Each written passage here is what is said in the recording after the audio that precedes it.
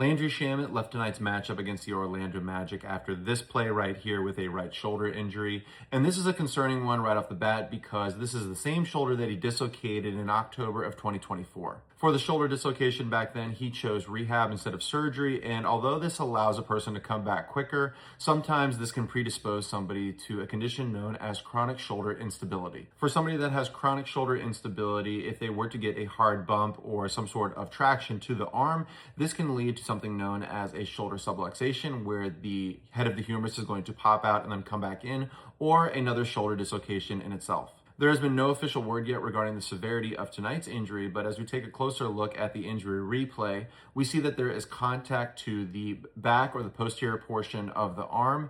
When this happens, this can drive the head of the humerus forward, and this is a typical mechanism for an anterior shoulder dislocation, which is actually the most common. And if you watch the shoulder shape immediately afterwards, we see that very pronounced acromion as well as the natural rounded contour of the deltoid is kind of lost. This visual pattern also can line up with an anterior shoulder dislocation, especially with somebody who has been dealing with shoulder instability in the past. Now, could this be a shoulder subluxation or something going on with the AC joint? Absolutely. That's why I'm not calling it definitively. But the combination of the posterior blow as well as the protective arm positioning afterwards, and finally the visual changes, make an anterior dislocation seem like a very reasonable possibility. But we'll await for imaging or a team update so that we know the exact anatomical structures that are affected here so that we can talk about the rehab process.